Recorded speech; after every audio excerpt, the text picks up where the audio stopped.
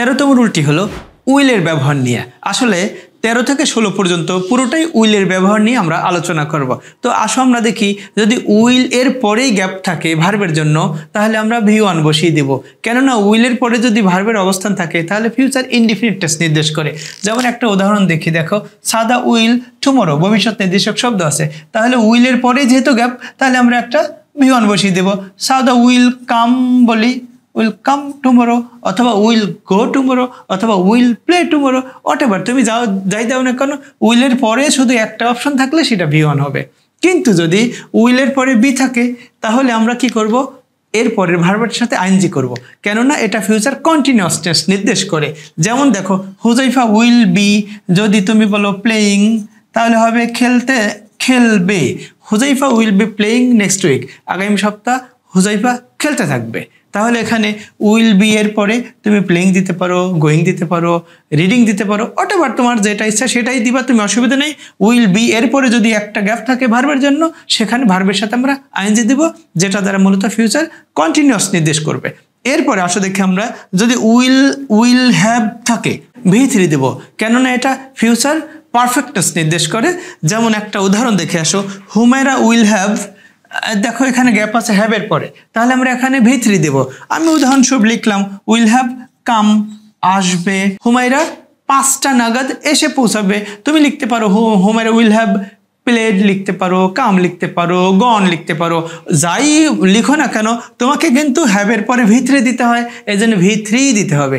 এরপরে যদি তোমরা দেখো যে উইল হ্যাভ বিন আছে তাহলে আমরা বুঝবো এটা ফিউচার পারফেক্ট কন্টিনিউয়াস টেন্স আছে। সুতরাং উইল হ্যাভ বিনের পরে ভার্বের অপশন অবশ্যই থাকলে সেখানে আইএনজি দিতে হবে তোমাকে।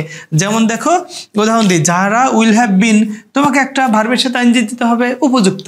তাহলে আমি লিখলাম প্লেয়িং, যারা উইল হ্যাভ বিন প্লেয়িং, যারা খেলতে থাকবে ফর 20 মিনিটস, 20 মিনিট ধরে যারা খেলতে থাকবে। তুমি যদি অন্য কিছু লিখতে চাও লিখতে পারো, যারা উইল হ্যাভ বিন প্লেয়িং অথবা রিডিং অথবা হোয়াটএভার তুমি যেটাই লিখতে চাও না কারণ লিখতে পারো, তবে তোমাকে অবশ্যই ভার্বের সাথে আইএনজি করতে হবে, কারণ উইল হ্যাভ বিন এটা মূলত ফিউচার পারফেক্ট কন্টিনিউয়াস নির্দেশ করে। আশা করি তোমরা বুঝতে পেরেছো। আসো এবার আমরা পরবর্তী রুল নিয়ে একটু কথা বলি। 17তম রুলটা হলো মডাল ভার্ব এর পরে ভার্বের বেস ফর্ম হয়। মডাল ভার্বগুলো আসো আমি কয়েকটা দেখাই তোমাদেরকে। May, might, must, can, could, will, would, would rather, shall, should, have to মানে have to, has to, had to মানে এখানে 3টা আছে। B+2 মানে am to, is to, are to, was to, were to, এখানে 5টা আছে। B+ গোয়িং টু মানে am going to, is going to, are going to, was going to, were going to, এখানে 5টা আছে। Used to, dare, need, ought to, had better, এগুলো model ভার্বের পরে যদি কখনো গ্যাপ থাকে তোমরা সেখানে বেস ফর্ম বসিয়ে দিবা।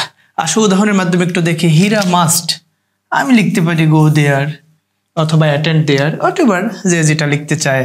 Nazira has to come here হতে পারে, নাজিরাকে এখানে আসতেই হবে। যাকে ইউজ টু অতীতকালের কোনো অভ্যাস বোঝায়, লিখলাম প্লে বল, যাকে ইউজড টু প্লে বল, জাকিয়া আগে নিয়মিত বল খেলতো। সবেরা ক্যান স্পিক ইংলিশ, আমি স্পিক বলতে পারি, তুমি স্পিক বলতে পারো, রাইট বলতে পারো, হোয়াটএভার যেটা ইচ্ছা সেটা দেয়া যায় আর কি। মুর্শিদা মেয়ে, এখানে কামসুন মেয়ে দ্বারা সম্ভাব্যতা বোঝায়, এই কারণে তুমি যা ইচ্ছা তাই লিখতে পারো। তবে অবশ্যই দেখো can, May, use to, has two, must এগুলো কিন্তু সব মডেল, এই কারণে এইগুলোর পরে ভার্বের বেস ফর্ম বসানো হয়েছে। মূল কথা হচ্ছে মডেল ভার্বের পরে বেস ফর্ম দিতে হবে মূল ভার্বের। আশা করি তোমরা বুঝতে পেরেছো। আসো এবার আমরা পরবর্তী রুলটা নিয়ে একটু কথা বলি। চলো এবার আমরা 18 নম্বর রুলটা নিয়ে একটু কথা বলি। 18 নম্বর রুলটা হচ্ছে ভবিষ্যতে কোনো কিছু করা হবে এরকম প্ল্যান থাকলে এই ক্ষেত্রে B+ গোয়িং টু ব্যবহার করতে হয়। আসো উদাহরণের মাধ্যমে বোঝার চেষ্টা করি। Sadia is going to open a bank account, দেখো B+ গোয়িং টু, বি মানে am, is, are, was, were, এটা তো বি, তাহলে B+ গোয়িং টু ইউজ করা হয়েছে। আর তোমরা সবাই জানো টু এর পরে V1 বসে। যাই হোক মূল রুল আবার বলছি, use going to for planned future action, অর্থাৎ ভবিষ্যতে কোনো কিছু করা হবে এরকম প্ল্যান করা হলে সেক্ষেত্রে সাবজেক্টের পরে B+ গোয়িং টু এরপরে V1 ইউজ করতে হয়। আশা করি তোমরা বুঝতে পেরেছো। এরপরে 19 নম্বর রুলটা হলো হাইপোথেটিক্যাল সিচুয়েশনের ক্ষেত্রে আমাদেরকে উড ইউজ করতে হয়। হাইপোথেটিক্যাল সিচুয়েশন বলতে এরকম হয় যে অনেকটা, আমি যদি এইটা হতাম তাহলে ওইটা করতাম, আমি যদি ধনী হইতাম তাহলে আমি গরিবদের হেল্প করতাম। আসো উদাহরণের মাধ্যমে বোঝার চেষ্টা করি। ইফ আই ওয়ার রিচ, আমি যদি ধনী হতাম, অর্থাৎ আমি এখন ধনী না, আমার ইচ্ছা হয় আমি যদি ধনী হতাম কি করতাম, I would go to Mecca, আমি মক্কায় বেড়াতে যেতাম। এটা মনের ইচ্ছা বা আকাঙ্ক্ষা বা আফসোস টাইপের কিছু প্রকাশ করে। রুলটা আবার বলছি, ইউজ উড হাইপোথেটিক্যাল সিচুয়েশন, অর্থাৎ হাইপোথেটিক্যাল সিচুয়েশন বোঝাতে বা মনের আকাঙ্ক্ষা বা সুপ্ত ইচ্ছা প্রকাশ করতে অথবা আফসোস প্রকাশ করতে আমরা কি করব, উড প্লাস ভিওয়ান ইউজ করব। আবার বলছি উদাহরণটা, ইফ আই ওয়ার রিচ, আমি যদি ধনী হতাম, I would go to Mecca, আমি মক্কায় যেতাম। আশা করি বুঝতে পেরেছো। এরপর আসো আমরা 20তম রুলটা নিয়ে একটা কথা বলি। 20তম রুলটা হচ্ছে, কিছু ভার্ব আছে যেই ভার্বের পরে অবশ্যই টু প্লাস ভিওয়ান ইউজ করতে হয়। আমরা জানি একটা সিম্পল সেন্টেন্সে দুটো ভার্ব বসে না, পরবর্তী ভার্বের সাথে আইএনজি করতে হয় অথবা টু করতে হয়। তবে কিছু ভার্ব আছে যেক্ষেত্রে টু করতে হয়, আইএনজি করা যায় না, অর্থাৎ ইনফিনিটিভ করতে হয়। যেমন দেখো ভার্বগুলো হচ্ছে ওয়ান্ট, নিড, হোপ, এই জাতীয় ভার্বগুলো। উদাহরণ দেখি আমরা, I want to read English, এই ওয়ান্টের পরে টু প্লাস ভিওয়ান দিতে হবে, আমি ইচ্ছা করলে কিন্তু আইএনজি দিতে পারবো না। আশা করি তোমরা বুঝতে পেরেছো। আসলে আমরা 21তম রুলটা নিয়ে একটু কথা বলি।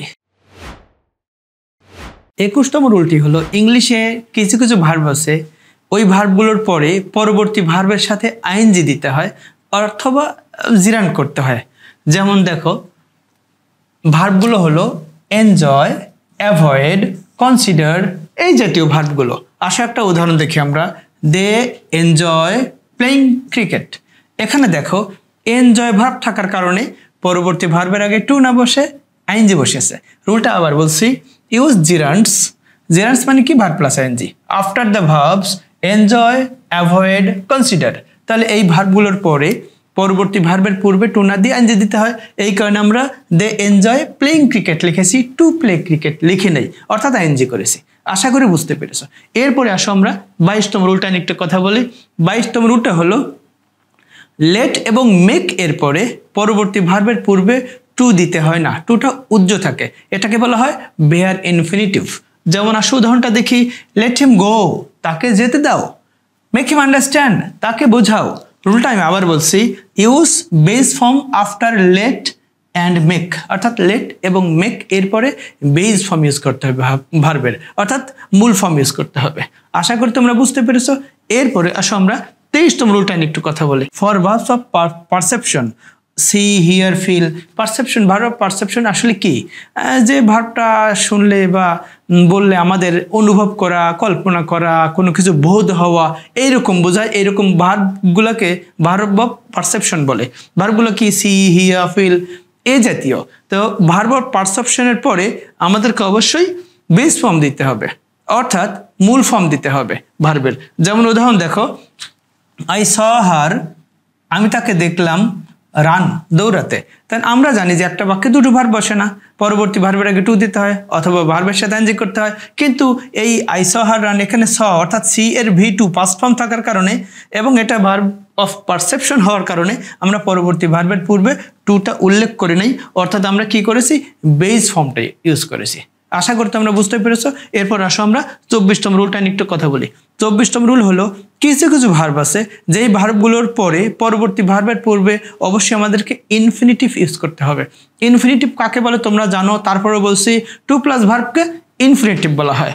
রুলটা আবার বলছি, use infinitive after the verbs agree, decide, expect ইত্যাদি, অর্থাৎ agree, decide, expect ইত্যাদি ভার্বের পরে পরবর্তী ভার্ব থাকলে তার পূর্বে আমরা অবশ্যই টু ইউজ করব। আসো আমরা একটা উদাহরণের মাধ্যমে বোঝার চেষ্টা করি। আই এক্সপেক্ট, আমি আশা করি, টু মিট উইথ হিম, আমি তার সাথে দেখা করতে বা সাক্ষাৎ করতে আশা করি বা আকাঙ্ক্ষা করি। এখানে এক্সপেক্ট ভার্বটা থাকার কারণে আমরা কি করলাম, এখানে ইনফিনিটিভ অর্থাৎ টু সহ ভার্বের প্রেজেন্ট ফর্ম লিখেছি। আশা করি তোমরা বুঝতে পেরেছো। আসো এবার আমরা 25তম রুলটা নিয়ে একটু কথা বলি।